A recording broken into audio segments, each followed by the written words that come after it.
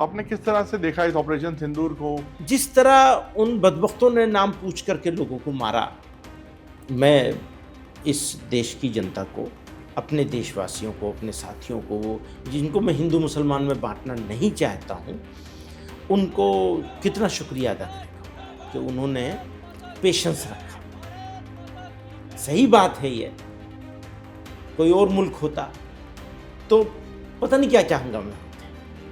ये भारत की खूबसूरती है, हमारे बुजुर्गों ने भारत को चूज़ किया था, इंडिया में रहना चूज़ किया था।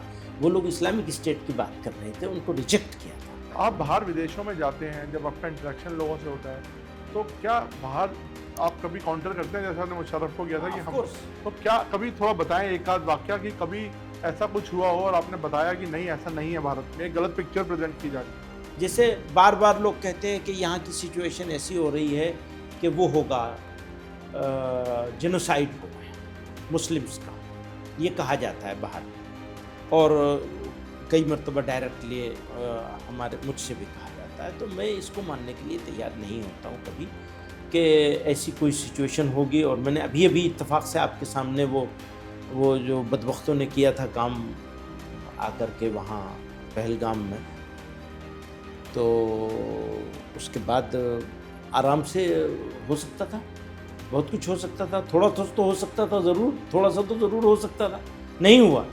तो इसके पीछे किसी सरकार का कमाल नहीं है, सरकार का भी कमाल है एक दर्जे में, मैं उसको डिनाई टोटल नहीं करूँगा, लेकिन सिविल सोसाइटी का कमाल है, बड़ा तो सिविल सोसाइटी का कमाल है कि उसने साथ दिया है और ये समझा है कि साजिश क्या है। तो इस साजिश को समझा है तो दूसरी साजिशों को भी समझेंगे कि हमारा दुश्मन ये चाहता है कि मुल्क में अनारकी फैले, लड़ाई हो, झगड़ा हो, तो इसको तो पूरी सोसाइटी मिलकर ही इसको तो जब ये सरकार बोलती है कि बड़ी बड़ी इंटरनेशनल ताकतें लगी हुई हैं हम लोगों को डिस्टेबलाइज करने में, इसमें कुछ हद तक आपको लगता है सच्चाई है? बिल्कुल है सच्चाई, इसमें क्या शुबा है। सारी दुनिया में ये वो बड़ी ताकत है तो सारी दुनिया में यही करती चली आई है। मदनी साहब, बहुत बहुत शुक्रिया हमसे बात करने के लिए, आपने समय दिया, मैं तो बहुत बहुत शुक्रगुजार हूँ। काफ़ी लंबी मेहनत के बाद आपका इंटरव्यू हमें मिल रहा है। नहीं तो मदनी साहब, मैं स्ट्रेट अवे एक क्वेश्चन पे आता हूँ। अभी आपको मैंने देखा कि आप गुवाहाटी गए, असम गए, वहाँ पे कई ज़िलों में जहाँ पे एविक्शन की एक ड्राइव चल रही है। तो क्या ये मुद्दा है और इसको किस तरह से आप देख रहे हैं, इस एविक्शन को? नॉट ओनली असम, बाकी जगहों पे भी तो चल रहा है। देखिए, एक है सिचुएशन, जब एविक्शन की बात करते हैं हम तो कई जगह डेवलपमेंट का सवाल आता है, सड़कों का सवाल आता है और भी प्रोजेक्टों का सवाल आता है। तो मैं नहीं समझता कि इंडिया जैसी डेवलपिंग कंट्री में सिर्फ इस वजह से कि एविक्शन हो रहा है उसका विरोध किया जाए, बल्कि उसको सपोर्ट किया जाना चाहिए। आसाम की सिचुएशन ऐसी है कि वो ख़ास तौर से उन्होंने जानबूझकर सुप्रीम कोर्ट की गाइडलाइंस को इग्नोर किया है और ज़बरदस्ती करने की कोशिश की है, क्योंकि चुनाव करीब है। उनके लिए आसान है बेरोज़गारी के पर सवाल ना हो, करप्शन पर सवाल ना हो, दूसरी चीज़ों के सवाल सब लोगों के माइंड से हट जाएं और कम्युनिटी विशेष का मसला बन जाए, तो आसान है वो।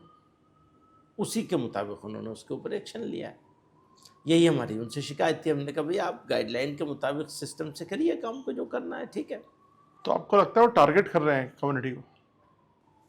उन्होंने, वो हमें नहीं लगता, वो खुद ही लगा रहे हैं इस बात को। आपने, कुछ लोग एक जगह रहते हैं, एक गांव है, आपने उस गांव को उजाड़ दिया, पेपर्स में नाम दिया कि ये एविक्शन हो रहा है फला फला वजह से, फॉरेस्ट में है, इसमें है, उसमें है, जो भी हो, तो पेपर में तो ये नाम है और अपने भाषणों में कह रहे हैं कि ये डाउटफुल लोग हैं, फला है फला है। तो आप ये क्यों कह रहे हैं कि हम एविक्शन इसलिए कर रहे हैं कि ये फॉरेस्ट में है? आप ये कहिए हम एविक्शन इसलिए कर रहे हैं कि ये बांग्लादेशी हैं, आप ये कहिए ना। और ये कह करके फिर आप उनको डिपोर्ट कीजिए। बांग्लादेशी होने का और बांग्लादेशियों को डिपोर्ट करने का एक पूरा प्रोसेस है। वो प्रोसेस कहीं भी इंप्लीमेंट नहीं किया जा रहा है। इस केस में इविक्शन वाले एरिया में कहीं कुछ नहीं किया जा रहा है, लेकिन जबान से अपने भाषणों में वो कर रहे हैं। तो आप समझ रहे हैं कि निशाना कहीं और है और बातचीत कहीं और है, काम कुछ और हो रहा है, निशाना कुछ और हो रहा है। तो अपने वोटर्स को, जो फ्यूचर में उनके वोटर्स हो सकते हैं, उनको बेवकूफ बनाने के लिए वो अपने भाषणों में दूसरी बात कह रहे हैं और काम दूसरा कर रहे हैं। तो बांग्लादेशी अगर बाहर निकाल रहे हैं तो दिक्कत क्या है? हाँ, कोई दिक्कत नहीं है। हम तो कह रहे हैं कि कोई बांग्लादेशी, कोई विदेशी इस धरती पर नहीं रहना चाहिए। ये तो सभी कह रहे हैं, इससे कौन डिसएग्री करेगा। प्रॉब्लम क्या है, मैं रहता हूं वहां, गलत तरीके से रह रहा था फॉरेस्ट में, मुझे वहां इविक्शन हो गया, निकाल दिया गया, मेरा घर तोड़ दिया गया। ठीक, जिस तरह तोड़ा गया, जो सिस्टम होना चाहिए था उसको गाइडलाइन का ध्यान नहीं किया गया, सुप्रीम कोर्ट की गाइडलाइन का ध्यान नहीं किया। एक नहीं, कई सारी गाइडलाइंस है, क्योंकि इविक्शन तो जरूरत है मुल्क की। वो जरूरत है तो वो जरूरत तो पूरी की जाएगी, जैसे और सारी जरूरतें हैं ऐसी वो भी एक जरूरी चीज है।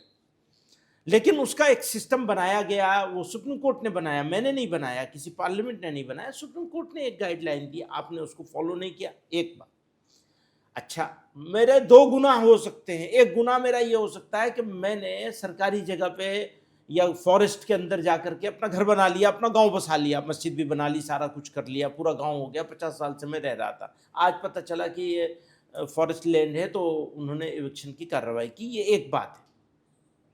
दूसरा एक है कि मैं इंडिया का सिटीजन तो हूँ ही, इस गलत काम करने की वजह से या 50 साल से वहाँ रहने की वजह से आप मुझे बांग्लादेशी तो नहीं कह सकते।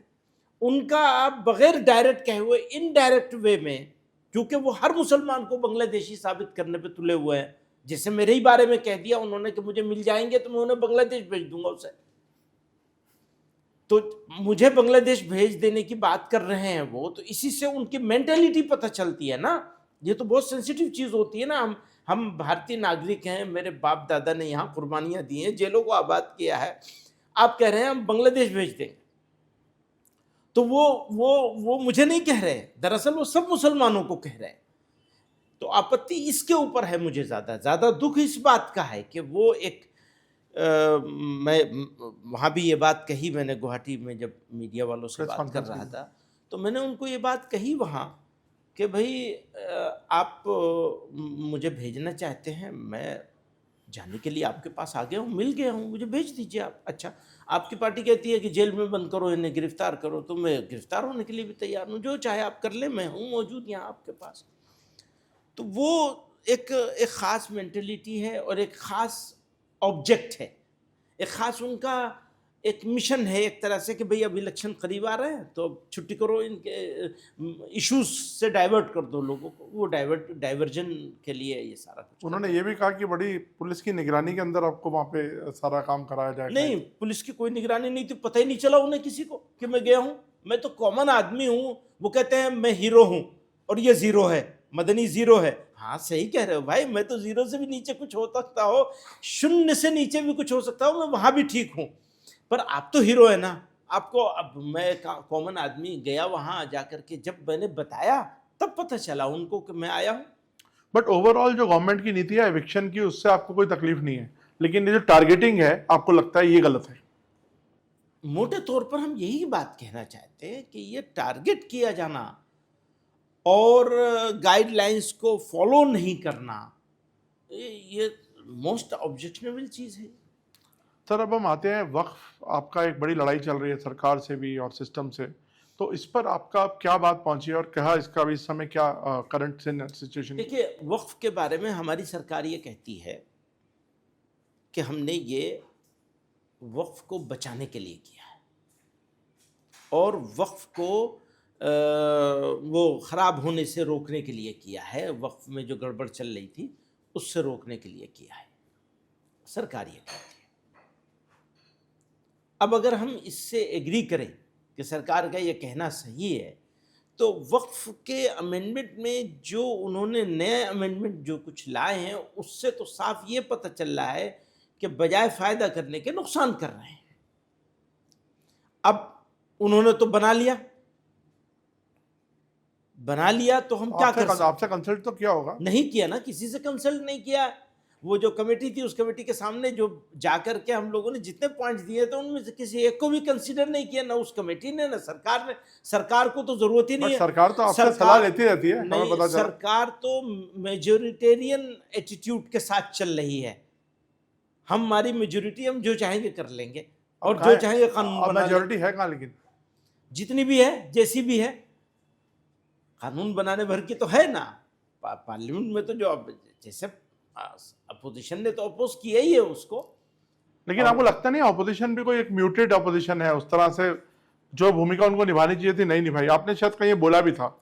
ऑफ कोर्स, ये तो हम पिछले 10 साल से इस बात को कह रहे हैं कि अब डेमोक्रेसी के लिए ये खराब बात है कि अपोजिशन को जैसा रोल होना चाहिए वो रोल अपोजिशन बट ऑपोजिशन मुसलमानों की बात करती है, उसको आप किस तरह से देखते हैं? देखिए, मुसलमानों का इशू अपोजिशन क्यों उठाएगी? सरकार क्यों नहीं समझेगी इसको?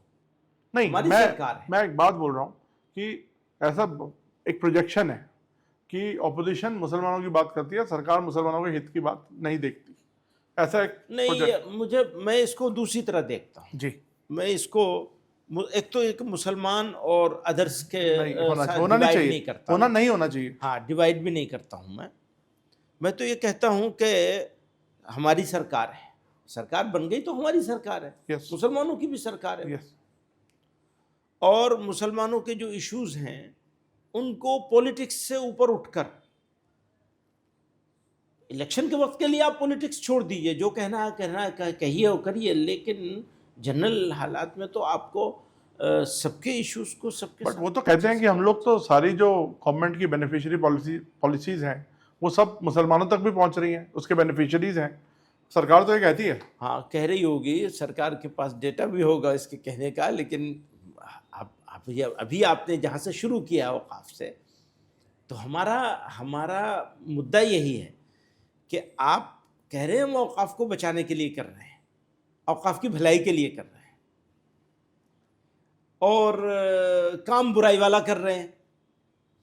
तो कैसे, मतलब इसको कैसे हम बट आप मुझे कैसे करेंगे? लेकिन एक जैसे बात थी कि वो कह रहे हैं कि वक्फ पे सारे जो अमीर मुसलमान हैं, जो एलीट हैं, उन लोगों ने कब्जा किया हुआ है ज़मीनों पे, और अगर हम ये लाते हैं तो देखिए कोई आउटरीच भी नहीं हुआ पब्लिक में, उस तरह का कोई आउटरीच नहीं हुआ। अगर गरीब आदमी नहीं, लेकिन अगर गरीब आदमी, पब्लिक का आउटरीच, मिलियन लोगों ने इसके ऊपर अपने जुलूस निकाले हैं, प्रोटेस्ट किए हैं, और क्या तरीका होगा आउटरीच का? आउटरीच का मतलब आप समझते हैं कि दुकानें जलाई जाने लगे? नहीं, ये तो बुरी बात होगी ना, वो कैसा आउटरीच होगा? लेकिन कम्युनिटी ने अपना एक्सप्रेस किया है, बिल्कुल पूरी ताकत के साथ किया है, जो डेमोक्रेटिक तरीके जितने हो सकते हैं उसको। तो अभी क्या करंट स्टेटस क्या है इसका कानून? अब तो वो कुछ कोर्ट में चल रहा है, देखिए क्या होता है। आप लोग भी लड़ाई लड़ रहे हैं कानूनी इस पे? लड़नी ही पड़ेगी, क्या करें। सर अब आते हैं ऑपरेशन सिंदूर पे। मैंने कुछ आपके मैं रिसर्च कर रहा था, पढ़ा, तो आपने सपोर्ट किया कि सरकार का जो पोजीशन था, और मैं तो आपको इनफैक्ट तब से देख रहा हूँ जब आपने मुशर्रफ को यहाँ पर बोला था कि भाई माइंड योर ओन बिजनेस। तो आपने किस तरह से देखा इस ऑपरेशन सिंदूर को? क्योंकि आपसे लंबे दौर बाद बात हो रही है, ये अभी आज का टॉपिक नहीं है, बट मैं इसका जो ऑपरेशन सिंदूर में क्या क्या हुआ, क्या हमने चाहा था अचीव करना, वो हुआ या नहीं हुआ, ये एक सब्जेक्ट है। अगर हुआ तो कितना हुआ, कितना रह गया, ये दूसरा सब्जेक्ट है। तीसरी बात है कि आपने अचानक से बंद कर दिया, क्यों बंद कर दिया? वो अचीव हो गया था तब बंद किया? ये सारे सवाल हैं बात के। लेकिन जिस वक्त जंग हो रही थी, ऑपरेशन स्टार्ट किया गया था, जिन हालात में, इसमें दो बातें बहुत इंपॉर्टेंट हुई हैं।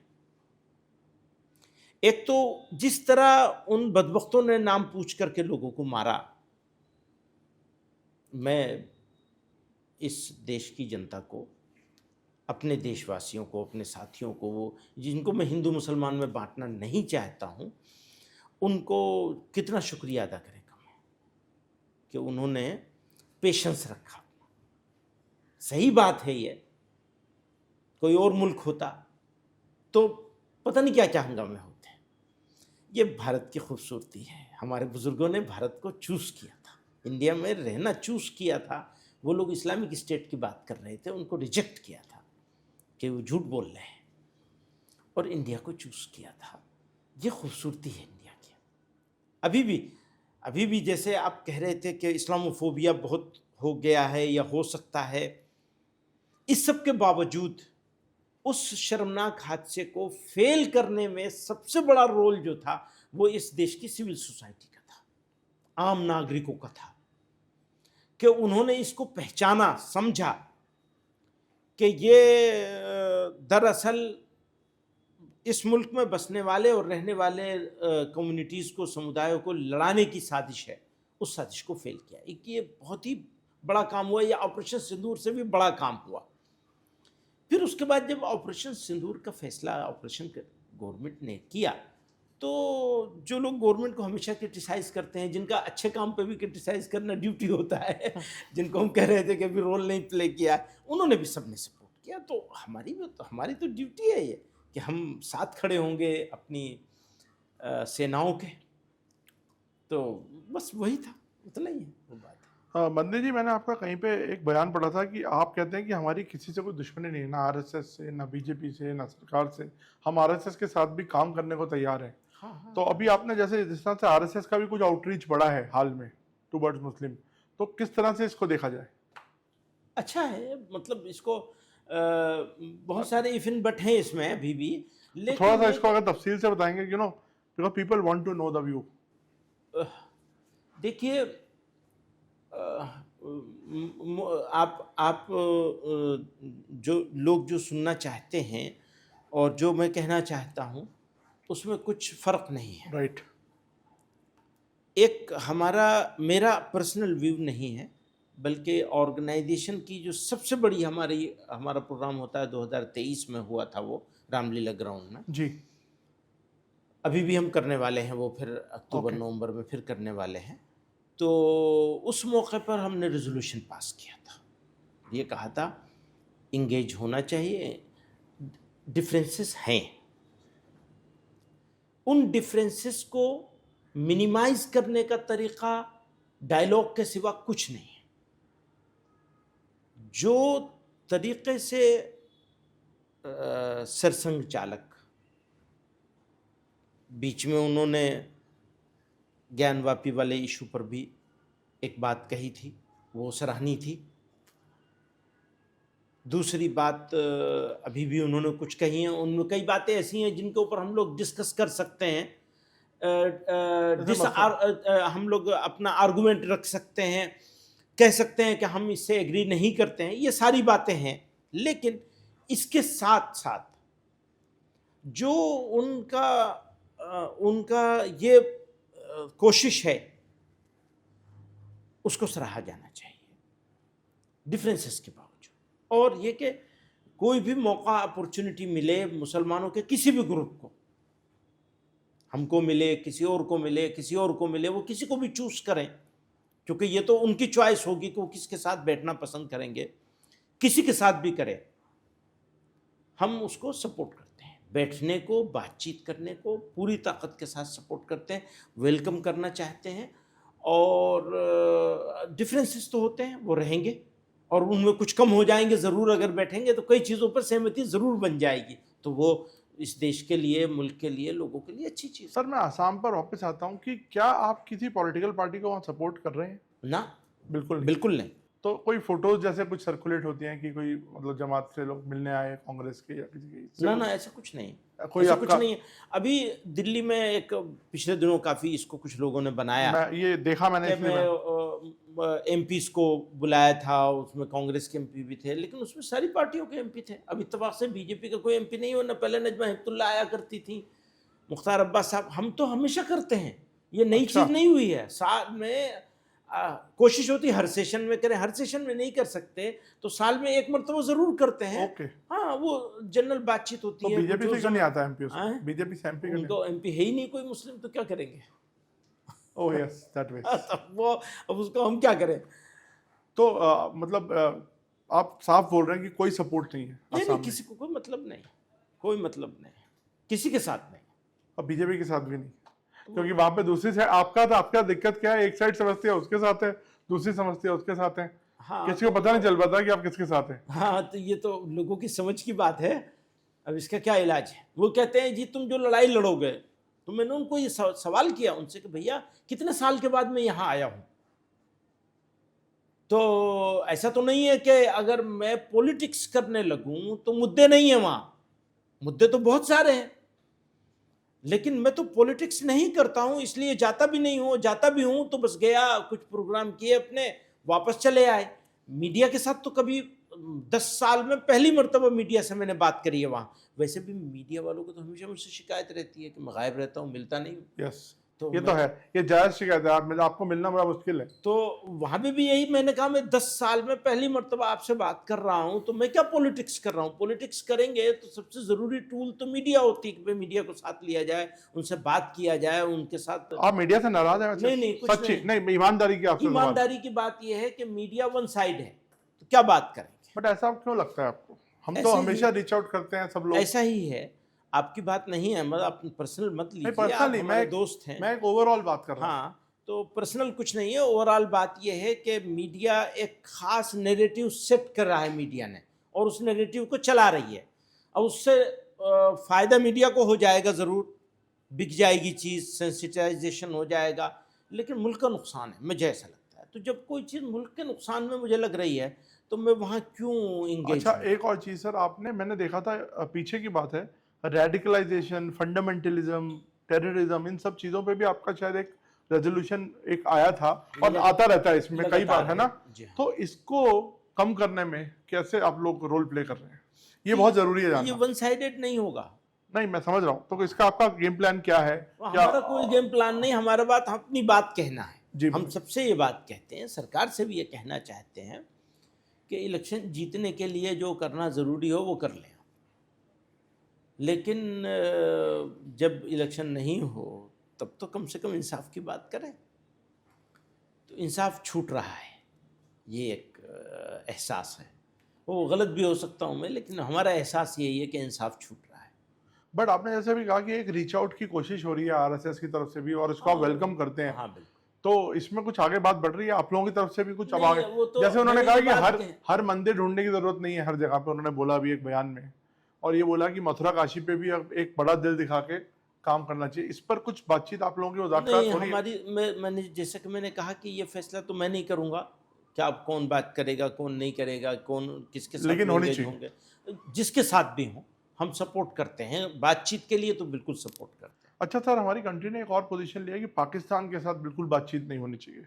इसको इस नजरिए को आप किस तरह से देखते असल में मैं स्पेशलिस्ट नहीं हूँ हैं फॉरेन अफेयर्स? फॉरेन अफेयर्स का।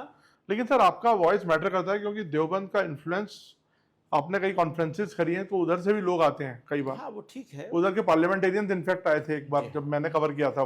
जी हाँ, तो वो है सब। अब हमारे देश को उसकी जब भी ज़रूरत होगी तो हमारी तरफ से उसको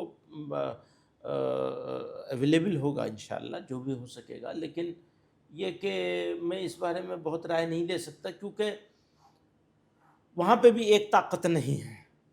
ताकत असल डेमोक्रेटिक फोर्सेस के हाथ में नहीं है। कहने को डेमोक्रेसी है, फैसले पीछे से होते हैं पर्दे के। तो इंडिया ने बहुत सालों तक एक पॉलिसी बना के रखी कि वे इंगेज रखेंगे पाकिस्तान, पर इंडिया को बहुत फ़ायदा नहीं हुआ उसका। तो इस गवर्नमेंट ने ये पॉलिसी बनाई कि डिसएंगेज हो जाएंगे। तो मुझे नहीं लगता कि ये कोई बहुत ऑब्जेक्शनेबल चीज़ है, बल्कि शायद के बेहतर ये, भाई थक गए, कितना लेके चलेंगे, थक गए तो भाई यही कर सकते हैं, अपना दरवाज़ा बंद करते हैं, अपना काम करेंगे, तुम्हारे चक्कर में नहीं पड़ेंगे। तो अब इसको इवेलुएट कौन करेगा कि ज़्यादा फ़ायदा करने में था या ज़्यादा फ़ायदा छोड़ने में है, या ज़्यादा नुकसान करने में था और ज़्यादा नुकसान छोड़ने में? ये इवेलुएशन वो करेंगे जो फॉरेन अफेयर्स के लोग होते हैं। लेकिन मुझे ऐसा लगता है कि हाँ, ये फैसला भी वो भी तो तब भी हम भुगत रहे थे, कमाया तो कुछ नहीं हमने। इंडिया के पर्सपेक्टिव में कह रहा हूँ, इंडिया ने क्या कमाया? राइट, वो नीति काम नहीं आई। बात भी होती रहती थी और काम भी होता रहता था। तो आज की ये नीति हो सकता है कि कोई बड़ा विद्वान हो, फॉरेन अफेयर्स का एक्सपर्ट हो, वो कहे नहीं ये पॉलिसी गलत है, वही सही थी, वो हो सकता है वो कह दे, मैं उसको भी सही मान सकता हूँ। लेकिन ये एक ट्राई जो करी जा रही है सब बंद करने की, मुझे लगता है ये ट्राई भी कुछ गलत नहीं है। सर, अब आप एक बड़ी वोकल वॉइस रहे हैं कि बहुत ज़्यादा इस्लामोफोबिया या हिंदूफोबिया, कुछ भी आप कह सकते हैं, दोनों तरफ से बात होती है जिस तरह की। अब इस डिफरेंसेस को सोसाइटी में, सिविल सोसाइटी में कम करा कैसे जा सकता है? क्योंकि देखिए, you are the scholar and you are the one who is heading this big organisation, तो आप लोग का भी तो कोई ना कोई आउटलुक होता होगा ना कि किस तरह से ब्रिज किया जाए इन चीज़ों को। क्योंकि मेरे को लगता है, जहाँ तक मुझे लगता है कि बहुत मिनिस्क्यूल माइनॉरिटी है जो इस तरह की बातें करती हैं दोनों तरफ से। हाँ, लेकिन वो सुनी जाती है, बहुत जो वोकल है, आवाज़ हो जाती है, और उससे गलत इंप्रेशन पड़ता है, उसका इम्पैक्ट पड़ता है। जैसे मैंने कहा, अगर दूर से देखने में जैसा नज़र आता है वैसा होता तो कुछ ना कुछ रिएक्शन आना चाहिए था। उसके बाद नहीं आया, लोगों ने समझदारी का सबूत दिया और दुष्ट लोगों के षड्यंत्र को, नापाक षड्यंत्र को फेल किया। ये तो बहुत बड़ा उदाहरण, बहुत बड़ा उदाहरण सोसाइटी ने किया है जी। तो सोसाइटी तो बहुत मतलब जितने भी उसकी तारीफ करी जाए कम है। और मुझे पहली मर्तबा मौका मिला है उसके बाद आज आपके साथ बैठ के ये बात कहने का। मैं बार बार कहना चाहता था ये बात कि मुझे इस बहुत आशावादी इंसान हूँ मैं। मुझे पूरा यकीन है कि दुष्ट लोगों की सारी साजिशें फेल होंगी और भारत अपनी उसी शान से चलेगा जो इसका सदियों नहीं हज़ारों साल से बना हुआ है। और यहाँ के लोग हाँ, गुस्से में कुछ कहते भी हैं, करते भी हैं। जो गुस्सा होना जाहिर है, घर में तो सब लोग गुस्सा होते हैं एक दूसरे पे, नेचुरल बात है जी। लेकिन ये कि उसकी एक लिमिट में रहने वाले लोग हैं और मैं तो उम्मीद करता हूँ कि यह ठीक हो जाएगा। पर इस वक्त काफ़ी ख़राब हो रहा है, ये भी है, ये भी मानना पड़ेगा, काफ़ी ख़राब। थोड़ा रिवाइंड करें एक बार। और आपने मुशर्रफ को एक बात यहाँ पे बोली थी कि हिंदुस्तान में पाकिस्तान से कई गुना ज़्यादा मुसलमान रहते हैं, तो आप अपना ध्यान रखिए, हमारे को थोड़ा सा बताइए, क्योंकि ये आज की जनरेशन ने वो वाला वीडियो इतना शायद देखा नहीं है। ये आज की जनरेशन के लिए आपसे क्या आपका वो एक फीलिंग थी और क्या बात हुई थी, थोड़ा बताइए। वो एक बात ऐसी हुई थी कि वो अपने भाषण में, तकरीर में मुझे ऐसा लगा कि वो यहाँ आए हैं। इंडिया टुडे कॉन्क्लेव में वो गाला डिनर था, मैं भी उसमें स्पीकर था उससे पहले के उसमें, और उसमें उनकी स्पीच हो रही थी। तो वो मुझे ऐसा लगा कि वो ऐसे बात कर रहे हैं जैसे हम सब रंग रूट बैठे हुए हैं और वो कमांडर इन चीफ हैं। और बातें वो इस तरह की कर रहे थे कि वो डांट डपट कर रहे थे यहाँ कि तुमने ये किया है, तुमने वो किया है, फलाना है, फलां है, और तुम मुसलमानों के साथ ऐसा करोगे तो फिर ये हो गई तुम्हारे साथ। तो मेरे लिए ज़रूरी हो गया बोलना। मुझे उस वक्त उनके साथ सवाल करने की, बात करने का उसमें सिस्टम नहीं था। वो उनकी बात ख़त्म होनी थी और डिनर के लिए उठना था। तो मैंने बहुत ज़बरदस्ती करी और मैंने कहा मैं तो हंगामा करूँगा या आप मुझे बात कहने का मौका मिलना चाहिए। तब आप पार्लियामेंटेरियन थे? हाँ, पार्लियामेंट मेंबर था। तो वो फिर उन्होंने, अरुण पुरी साहब ने मेरा नाम पुकार दिया। तो मुझे वो जो बात उस वक्त कहनी थी वो मैंने कही आराम से, उसको कहना ज़रूरी था मेरे लिए। बट वो मैंने देखा वीडियो, उस समय इतना बड़ा मीडियम नहीं होते थे कि फैले, लेकिन फिर भी करोड़ों लोगों ने उसको देखा। और मैं भी तब से मेरा मतलब मन में आया कि मैं आपका एक जाकर इंटरव्यू जरूर करूंगा। तब से मैं आपके पीछे पड़ा हुआ। तो सर, पुराने दोस्त हैं। तो मदनी साहब, मैं आखिरी पड़ाव पर आ रहा हूँ। आप ओवैसी से भी बड़ा नाराज रहते हैं, ऐसा क्या चक्कर है?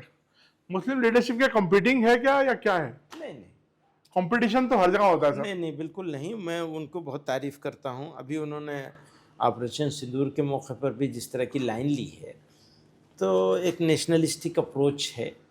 इससे पहले पाकिस्तान में जाकर उन्होंने इस तरह की लाइन ली है। मैं पाकिस्तान गए? प्रेस करता हूँ। अच्छा, बहुत पुरानी बात है। एक पार्लियामेंट्री डेलीगेशन गया था, वहाँ उनका एक किसी स्टूडियो में उनका इंटरव्यू हो रहा था। तो उन्होंने बहुत ज़ोरों से वही बात कही जो मैंने कही थी। थोड़ा डिफरेंट था स्टाइल, उनका स्टाइल डिफरेंट है, वो पढ़े लिखे काबिल आदमी सर आप अपने आप को हमेशा डाउन प्ले में नहीं देखता हूँ नहीं, करते मैं हैं। रियल बात है, मैं इसमें कुछ यानी तंज नहीं कर रहा हूँ, हम्म। बिल्कुल रियल बात है।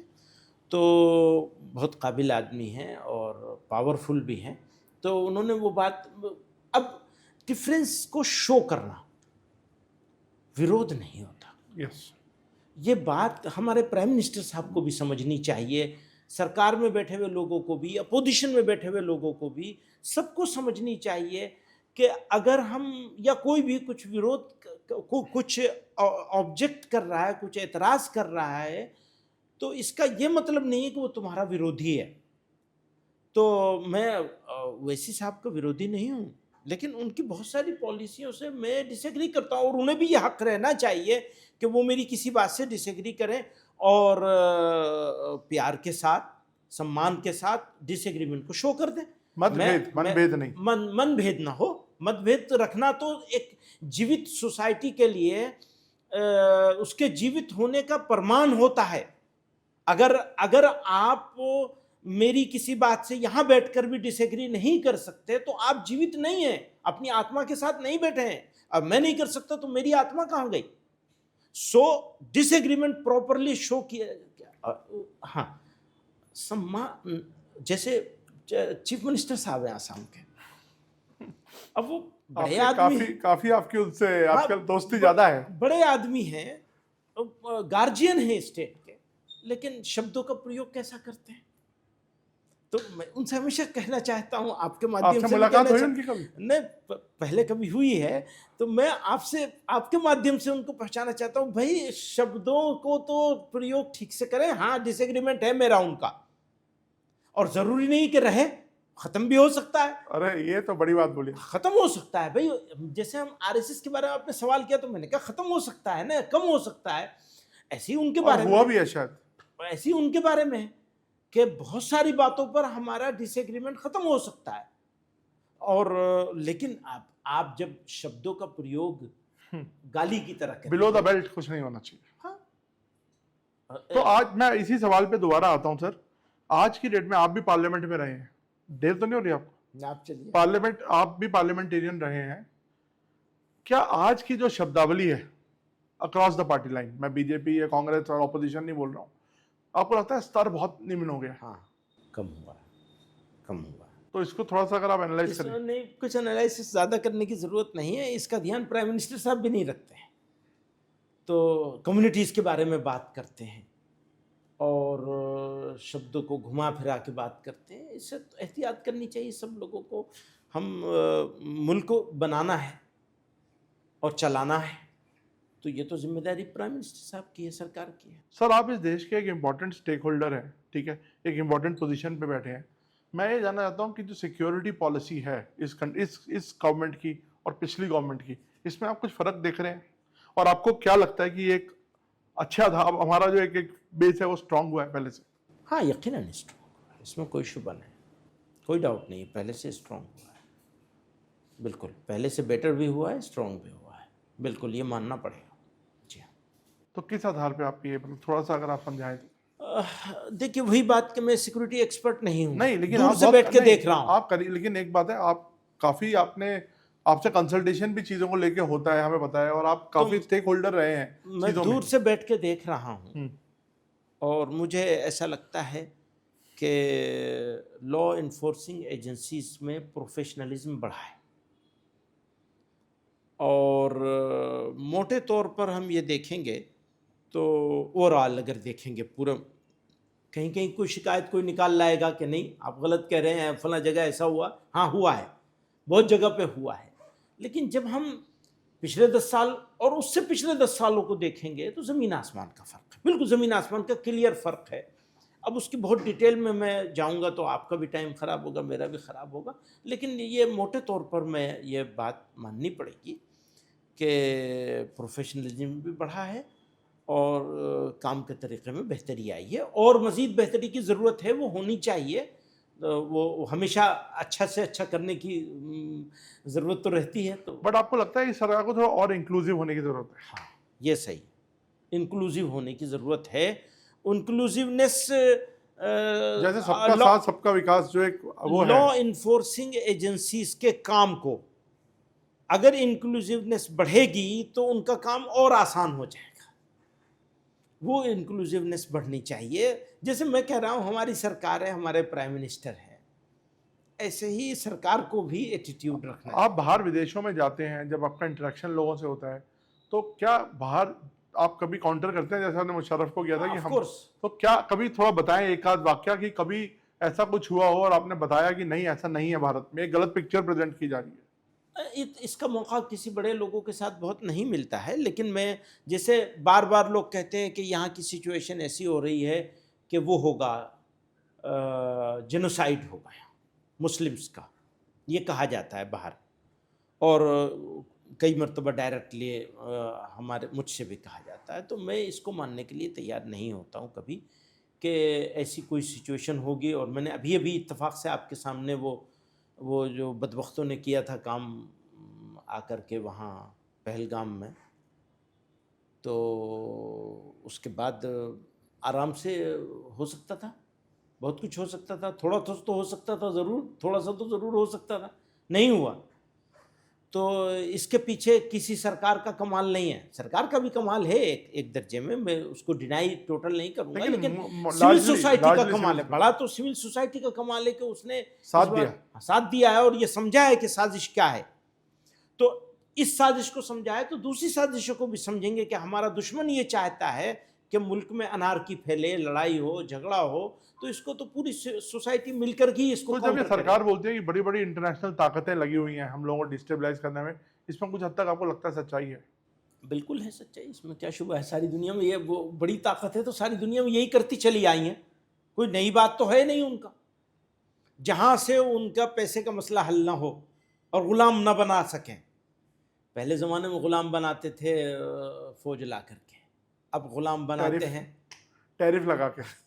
एक बार बताइए, टैरिफ पे जो हमारा एक बात बिल्कुल साफ है, इंडिया को स्टैंड करना चाहिए। तकलीफ उठा लेंगे, आधी रोटी खा लेंगे, आधी रोटी खाएंगे, सूखी रोटी खाएंगे, पर झुकेंगे नहीं किसी के सामने। तो ये अच्छी पोजीशन ली इंडिया ने, अच्छी पोजीशन है, पर इसमें बाकी रखना है, वरना झगड़ा भी होगा हमारा, बाकी रखना है इसके ऊपर। नहीं, लेकिन अगर झुकना नहीं, कोई कॉम्प्रोमाइज करने की जरूरत नहीं है। ऑफ कोर्स कॉम्प्रोमाइज अगर होता है बराबरी के लेवल पर तो जरूर करना चाहिए, लेकिन अगर झुकना पड़े नहीं होना। तो आप मोदी की पोजीशन जो उन्होंने टैरिफ पे ली है, आप उसके साथ? हम साथ हैं, टैरिफ पर जो भी पोजीशन ली है वो रहनी चाहिए। बाकी यही बात मैं कह रहा हूं, देखिए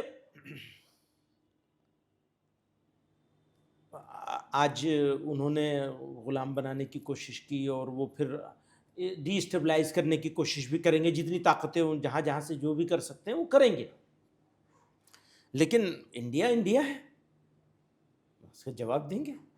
पर यही है कि झुकना चाहिए, बस झुकना नहीं। इसी नोट पे सर इस इंटरव्यू को खत्म करते हैं। शुक्रिया, बहुत थैंक यू सो मच, आपने पूरा खुल के हमसे बेबाक तरीके से बात करी। बहुत शुक्रिया, और बहुत अच्छा लगेगा, आगे भी आप मौका देते रहेंगे। बहुत बहुत शुक्रिया, धन्यवाद सर।